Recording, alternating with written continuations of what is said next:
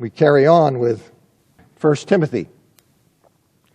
In chapter 3, verses 1 to 7, Paul gives instructions about the overseers, also known as elders and shepherds. And then in verses 8 through 13 of chapter 3, he gives instructions for the office or position of deacon. And as we saw last week, he says deacons must be worthy of respect, not double-tongued, not indulging in much wine, not greedy for money, the husband of one wife, and must manage their households and children well.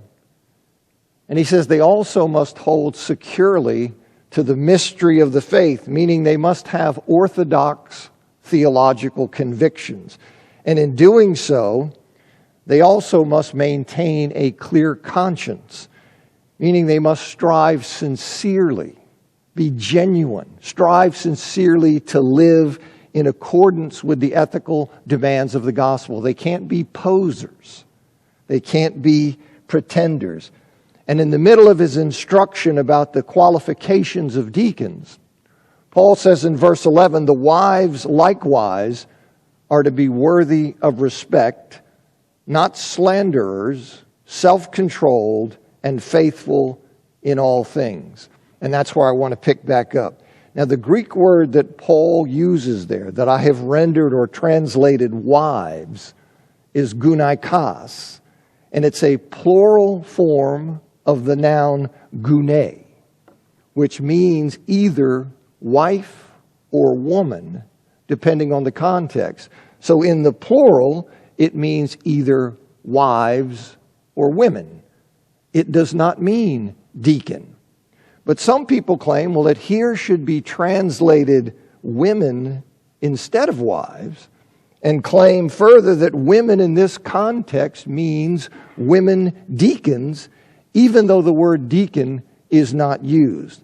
They say, look, Paul did not use the word deacon because there was no feminine form of that word in first century Greek. So there was no way to use that word and be clear that he was referring to female deacons rather than to male deacons. So instead, Paul simply used the word women. Okay, now I'm not persuaded by that at all. Because if Paul was referring to women deacons, instead of distinguishing these women from deacons, he could have made that intention clear by including the feminine form of the article. Okay, so they say diakonos, the word for deacon, did not have a feminine form, but he could have used the feminine form of the definite article, the.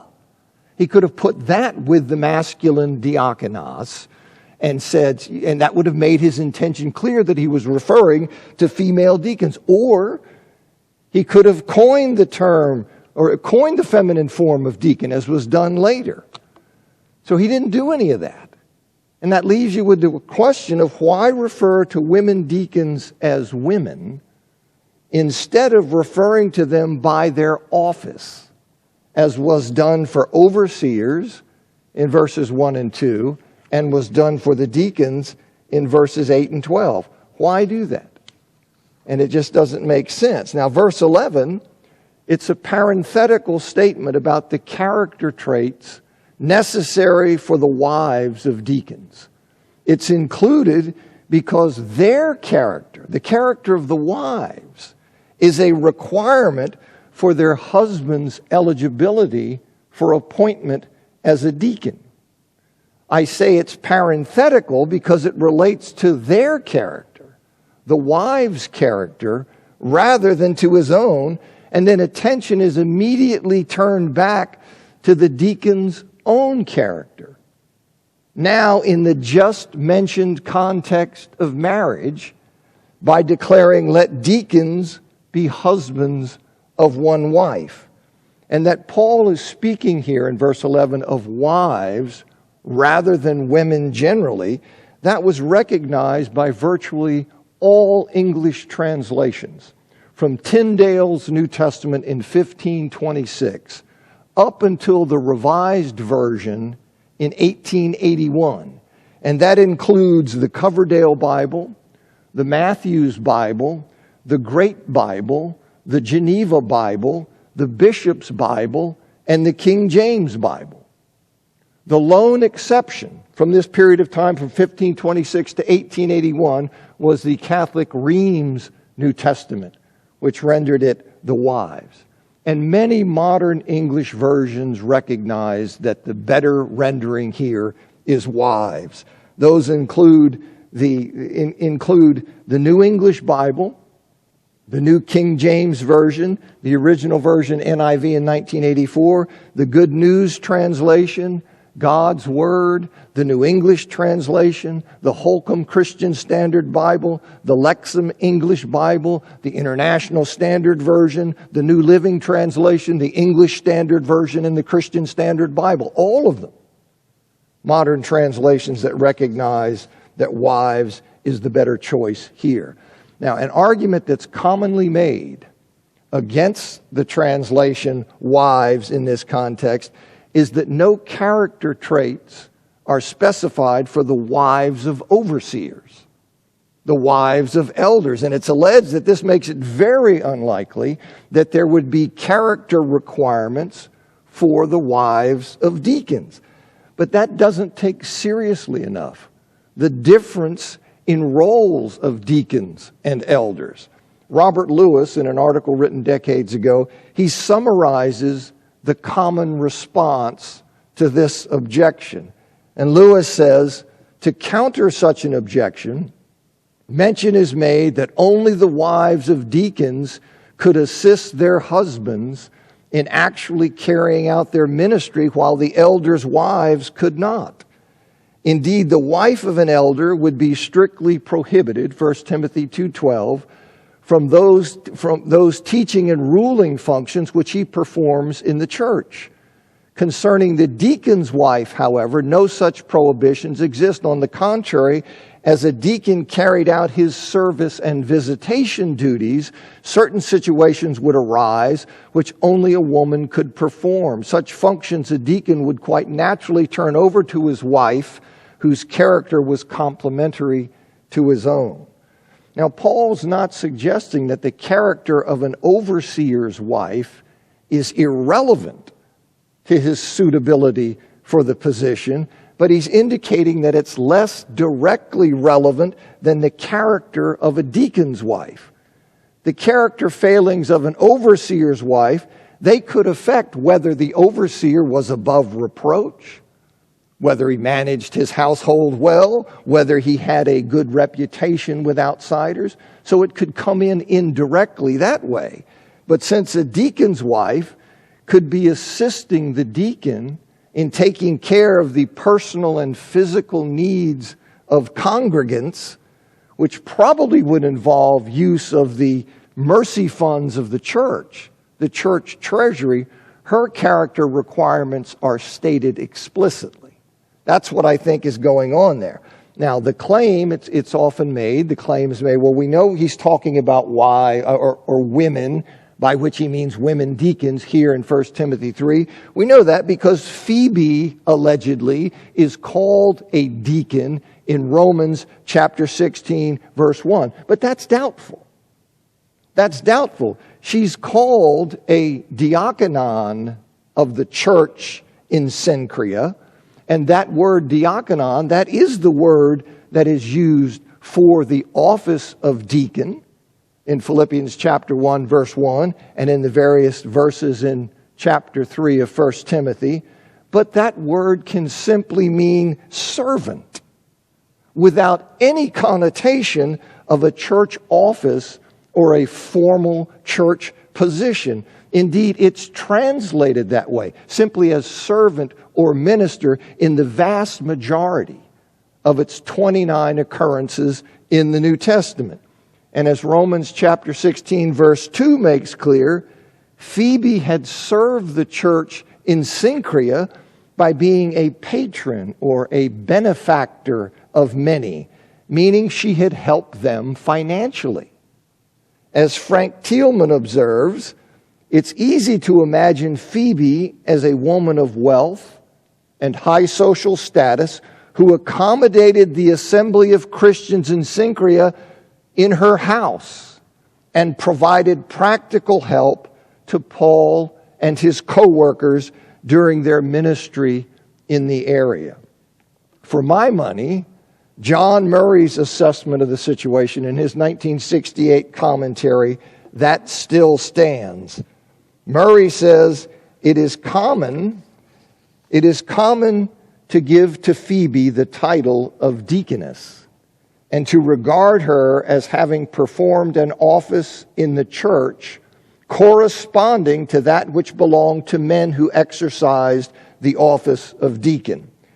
Though the word for servant is the same as is used for deacon in the instances cited, yet the word is also used to denote the person performing any type of ministry.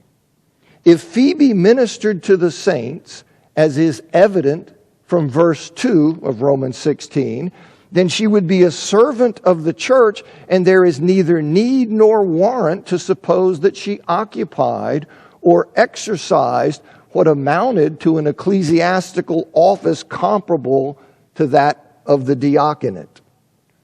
Now, appeal is sometimes made to church history to rescue the claim that 1 Timothy chapter 3 verse 11 and Romans chapter 16 verse 1 refer to women deacons. But that effort fails. The Didache, which is a manual of church life that's commonly dated to the end of the first century or the beginning of the second, that makes clear that the office of deacon was understood to be restricted to men. In paragraph 15 of that document, in Lightfoot's translation, it says, "Appoint for yourselves, therefore, bishops and deacons worthy of the Lord, men who are meek and not lovers of money, and true and approved, for unto you they also perform the service of the prophets and teachers." And the word for men, that is the same word that's used in Acts chapter 6, verse 3, where the apostles directed the disciples to choose 7 men for appointment to the task of distributing food. And the fact that all 7 of those chosen, they were males, that indicates that the word in that context is sex-specific. In other words, it's not used to represent both males and females, and that's especially significant given that Acts chapter 6 was understood in the early church to involve the appointment of deacons. Now, proponents of women deacons, they cite Pliny's letter to Emperor Trajan, which was written in Latin around AD 112. They cite that as proof that there were women deacons in the Roman province of Bithynia in the early 2nd century. But Pliny's statement on that matter is ambiguous, and it's known to be ambiguous. He says of certain female slaves he had tortured to obtain information about Christianity, he says of them that they were called ministri. Okay, the plural form of ministra, again in Latin. Okay, but ministri, that word has the same obscurity and ambiguity as the Greek word diakonos. In other words, it can simply mean somebody who serves, or it could refer to an official position. It's ambiguous on the matter. As Jack Lewis points out, he says they, meaning Pliny's ministri, could be servants of the church, or they could be appointees of the church. No one can know. You can't know because of the inherent ambiguity of the term. Now the text, Pliny's text, in what he writes to Emperor Trajan, it provides no information about the status or the function of these women in the Christian community. In fact, J.G. Davies, who published an article decades ago called Deacons, Deaconesses, and the Minor Orders in the Patristic Period. He published this in the Journal of Ecclesiastical History. And he summarizes the results of his investigation and research. And Davies says, when we recall that there is no convincing evidence of the existence of an order, meaning an order of deaconesses, in the apostolic age, and that the first definite reference to it is not found before the middle of the 3rd century, the only reasonable conclusion upon the available evidence is that whoever Pliny had examined and whatever unspecified functions they had previously performed, we cannot say with conviction that they were members of an order of deaconesses. It is not, as Davy said, it's not until the middle of the 3rd century, around AD 250, in a document that's known as Didascalia Apostolorum, or Didascalia of the Apostles, the teaching of the apostles, probably of Syrian origin. But it's not until that document in the middle of the 3rd century that clear evidence arises for women being appointed to a church office of deaconess. And as Mardamort says in his study, of the historical study of the office of deaconess, Mardamort says it is on the eastern limes of the Roman Empire that we finally see deaconesses emerging. The first document that specifically mentions deaconesses, one that in a sense constitutes their birth certificate as an ecclesiastical institution, is the document called the Didascalia of the Apostles. So that's that 3rd century, middle of the 3rd century document that you first see evidence of this office. And in fact, the office of deaconess, that was abolished by councils, 2 councils in France in the mid-6th century, but it did survive in some places, even in the West. Now, if women had been serving as official deacons since the 1st century, based on Paul's writings, like people say, no, Phoebe was a deacon. If that's true, if women were serving in the office of deacon in the church since the 1st century, it is deeply puzzling why there's no clear indication of that office exists prior to the middle of the 3rd century, and why the earlier document, the Didache, restricted the office to men.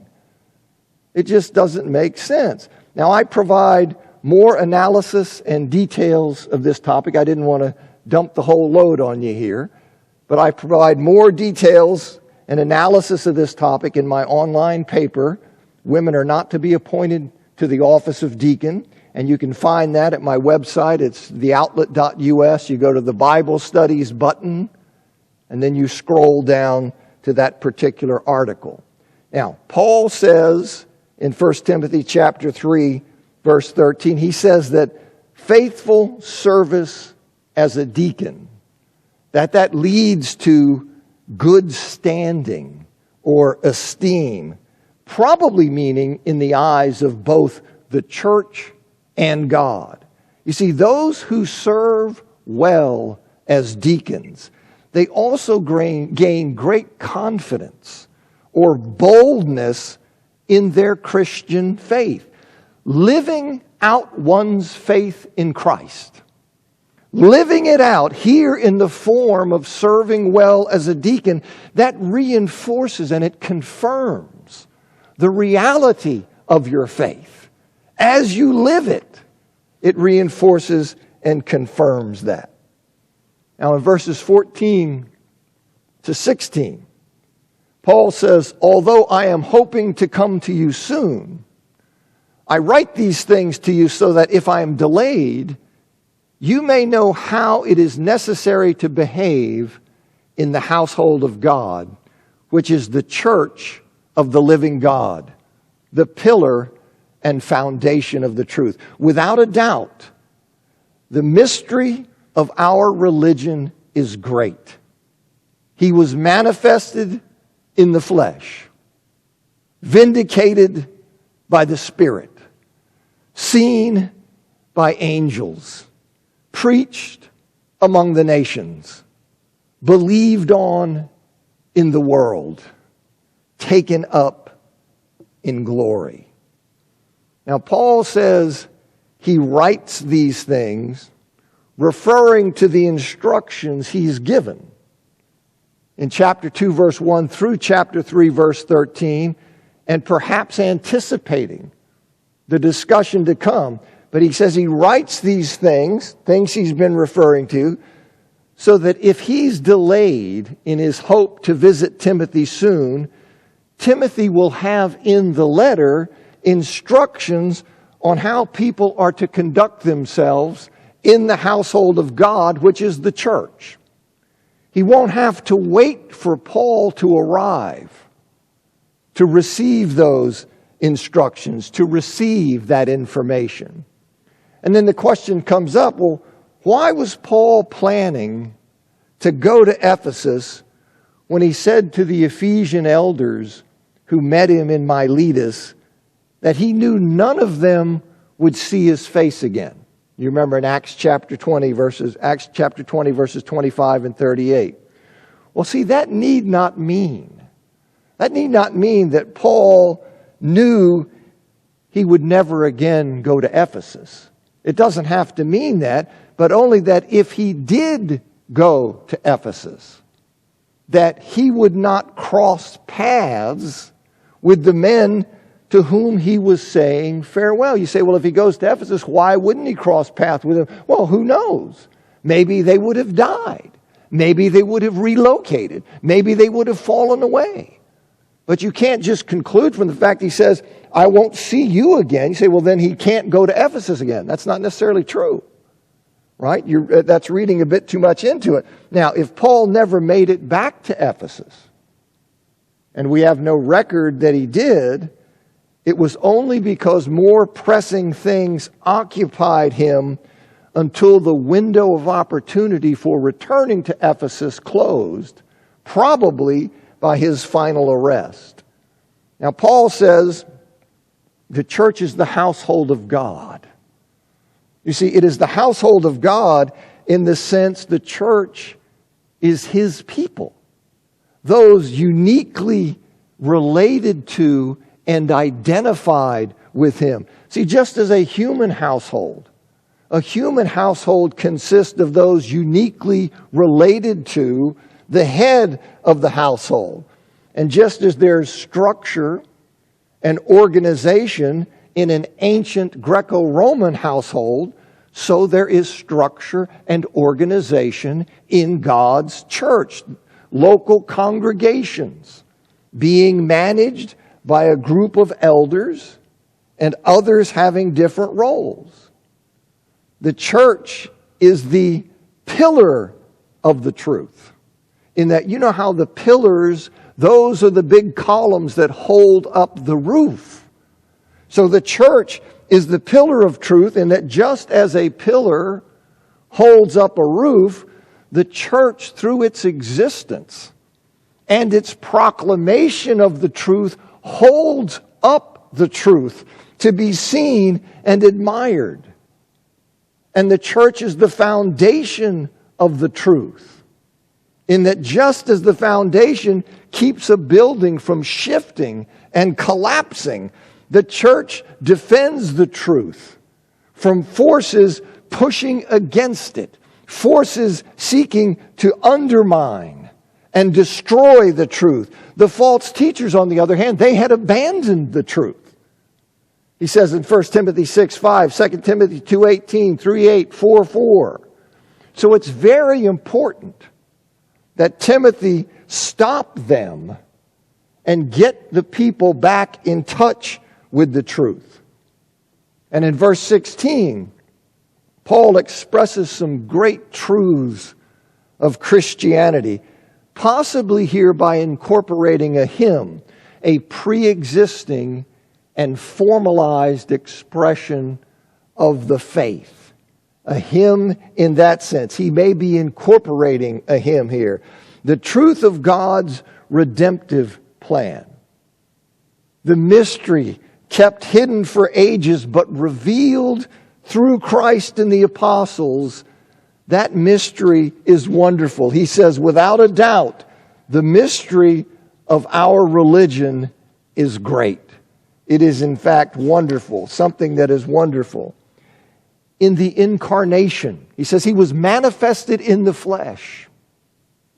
You see, in the incarnation, which is one of the most mind-blowing things ever, but in the incarnation, God the Son was manifested in the flesh. He became flesh. That person of the Godhead, God the Son, not the Father, not the Spirit, God the Son became the God-man, Jesus. As John says in John chapter 1, verse 14, and the Word became flesh and dwelt among us, and we have seen His glory, glory as of the only Son from the Father, full of grace and truth. See, Jesus, who was condemned by the world in His execution as a criminal, He was vindicated.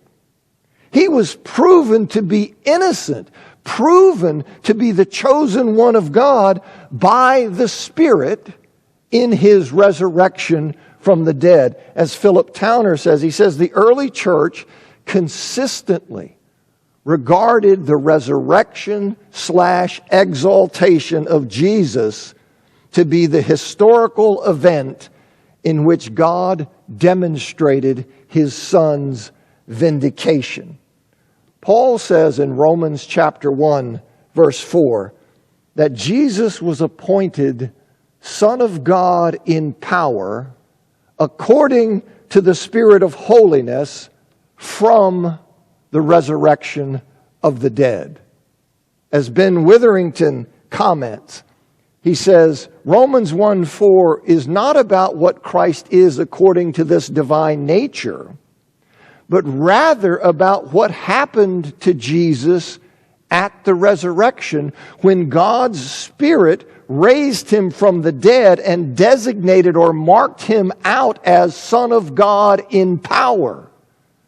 Paul means here that at the resurrection, Jesus enters a phase of His career where He becomes Son of God in power. Previously, He was Son of God in weakness.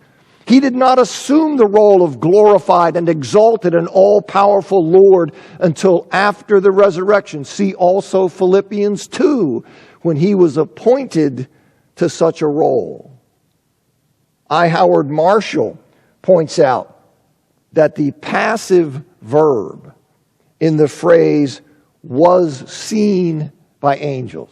That's a passive verb. He was seen by angels. He points out that that passive verb often expresses the idea of becoming visible or self-exhibition. In other words, it often carries an active sense to it, rather than a passive sense of one affirmatively appearing or making oneself known. So, and Marshall opines, he says, it is preferable to take this appearing of Christ to angel, to take this as an appearing, His making Himself seen or known, as appearing of Christ to angels, rather than as a reference to angels observing Christ. So Towner thus recommends the translation, who appeared to angels, rather than was seen by angels. Now, in that light, if that's right, in that light, it refers to Christ's appearance, His showing Himself to the heavenly powers in His triumphant exaltation as Lord of Lords. You see, in that context then, that's what it's talking about. It is His showing Himself, exhibiting Himself in His exaltation to the powers. And so then it's referring there to His ascension and exaltation. And it's also possible that it refers to angelic witnesses of Jesus' resurrection and or His ascension. Was seen by angels. You could take it in that sense. Now, Paul says that Jesus was preached among the nations. God's plan of salvation is for all people. It is not restricted to some special group or narrow group. It is for all people. It was preached among the nations. And the good news of Christ that was preached among the nations, he says it was also believed. It was believed. The preaching of Christ was thus effective in bringing to salvation people from all nations, people from all people groups. It wasn't confined, it wasn't restricted to that. It was preached among the nations, and it was believed in the nations. And he says Jesus was taken up in glory, referring to his ascension and his exaltation. Now, if I'm correct in thinking that appeared to angels, where he says was seen by angels, if the active sense of that, where he says he appeared to angels, if I'm correct in taking that appeared to angels, that it refers to the ascension and exaltation, well, then there's a symmetry between the first three lines and the last three lines. See, Jesus was manifested in the flesh in line 1, and he was manifested among the people in the preached message in line 4. He was vindicated by the Spirit in line 2, and he was also vindicated by the fact people accepted and believed the message in line 5. And he was triumphantly exalted as the Lord of Lords in lines 3 and 6. You see, if that parallel, if I'm not imposing that on that, if that parallel is correct, well, that then explains the non-chronological nature of line 6. You see, where it looks like, okay, he's manifested, he's vindicated in the resurrection and the exaltation, he's then preached and believed, and then you have he's ascended again and exalted. Well, you see, that's out of chronology. And what I'm suggesting, if this symmetry is correct, that the lack of chronology of line 6 is for the sake of that symmetry and for the sake of that parallel. Now, I'm looking here and trying to check what time I have here. It looks to me like I've got a few more minutes, so let me go with 1 Timothy chapter 4, verses 1 to 5.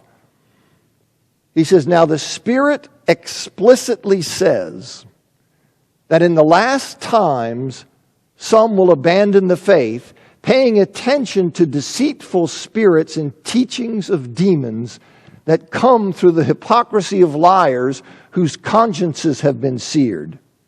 They forbid marriage and order people to abstain from certain foods which God created to be received with thanksgiving by those who believe and have known the truth.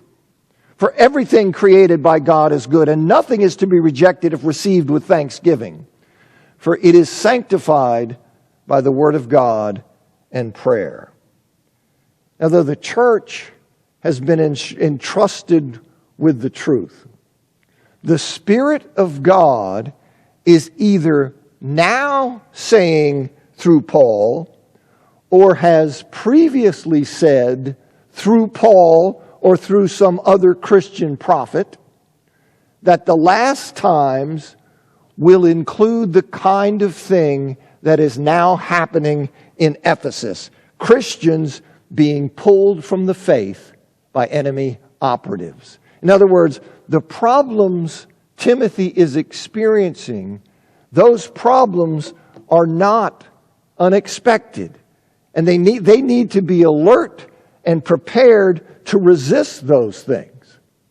And when he says the Spirit explicitly or clearly says, Paul, see, he sharpens there the sense of authority and relevance by removing any possibility of vagueness from what's being said. As Philip Towner comments, he says, Paul does not indicate clearly whether this was a prophetic word revealed directly to him in the past or the immediate present, or whether he passes on revelation that has come by way of Christian prophets and has circulated in the churches for some time. Both options are possible, and the more important feature of the statement is the affirmation of the authority of the Spirit's prophetic word. Now, the phrase here, the last times, that's synonymous with the phrase last days. It means the time between the kingdom's inauguration and its consummation, which encompasses the present situation that Timothy is experiencing in Ephesus. It is the era in which all people since Pentecost have lived. As George Knight comments in his commentary, he says, the New Testament community is conscious of being in the last days. Acts 2:16, 17, Hebrews 1:2. The days inaugurated by the Messiah and characterized by the Spirit's presence and power, the days to be consummated by the return of Christ. So this is what he's talking about. Now, demons are the ultimate source of the false doctrines that are being pushed there in Ephesus. But those doctrines are actually delivered by the false teachers. The means by which some are led to abandon the faith, he says, it is by paying attention to. By paying attention to deceitful spirits and teachings of demons that are represented and expressed by the false teachers. You see, instead of ignoring them, and not allowing them to get a foot in the door, they were engaging their ideas as though those ideas were innocuous and worthy of contemplation. They did not respect the danger or appreciate how cunning and diabolical those people were. They were paying attention to them. And he says that was the beginning of the end. That was the downfall. And Paul labels the false teachers. There in Ephesus, he labels them hypocritical liars whose consciences had been seared or cauterized. These people presented themselves, at least some of them presented themselves as faithful believers, as Christian teachers, but in fact they were enemies of the faith. As I've said many times, that's how heresy works. It never comes in, a heretic never comes in and says, by the way, everybody, I'm a heretic. No, he doesn't do that. He comes in as a poser, pretending to be one, and somebody who has new great insight. You see, that's how that always works. Their consciences were deadened. These false teachers, their consciences were deadened, and thus their consciences were no longer effective in condemning the evil in which they were engaging. They'd been cauterized. They're engaging in evil. They're doing this. They're doing the bidding of demons. But because their consciences had been seared, it no longer was effective in alerting them or pulling them away from that. Now, the false teachers, he says, they forbid marriage and demand abstinence from certain foods. And I have a fair amount to say about that. So I'm going to take this time to stop. Appreciate you being here, whether just out watching or whatever. Thank you. Next week, Lord willing.